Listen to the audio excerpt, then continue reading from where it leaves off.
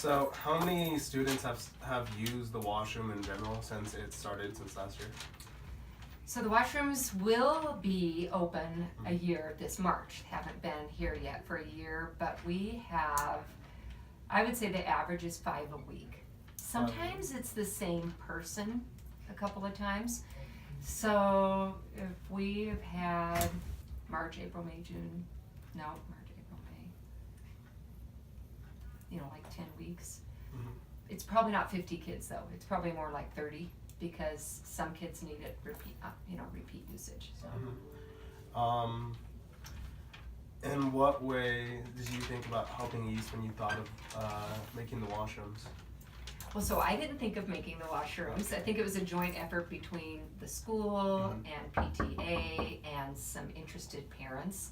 And they really wanted to make it so that everybody feels good about coming to school. And if you're dirty or you don't feel good about the way you look or smell, you might not want to come to school.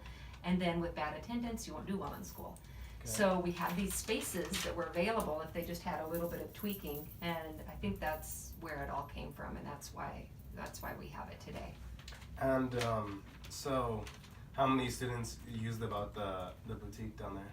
So every day that we have the boutique open, we keep track of how many kids come in and actually take something. If they come in and don't take anything, they don't put their number down, but we have 60 each time it's open. So every Tuesday and Thursday. Now throughout the week, I also take kids down. That's where I was when you were looking for me. Yeah. So I'm downstairs with kids every day, probably 4 or 5 kids, and then I have families come a couple times a week that want to shop, and that's great because I can just load up big hefty bags and the kids don't have to carry them home. They can put them in their car. That's great. And we started out with just coats. Now we have everything, and I get some cash donations that I buy brand new socks and underwear, boxers, brief, bra. I was just at Walmart today. I bought 60 bras, so that was exciting.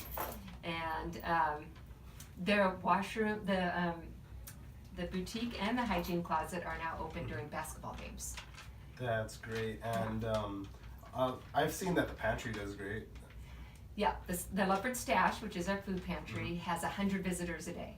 So that's about 50 in the morning and 50 in the afternoon. I think it's more popular in the morning. People have a little bit more time. They're not in a hurry.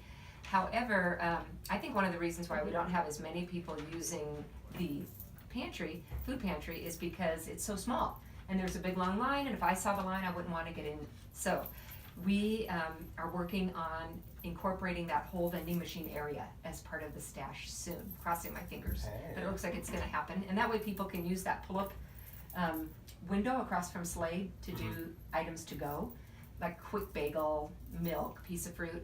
And then if you want to shop for your family or get additional items, you could come in and shop, and you wouldn't have to wait in line because we could have more people come in at a time. So what percentage of students at East, of the school body, are the type of people that would feel that it's necessary to use this?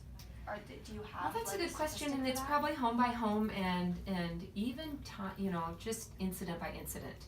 So we have anywhere between 90 and 100 students that are classified as McKinney-Vento. So that's a federal demarcation for people who live in alternative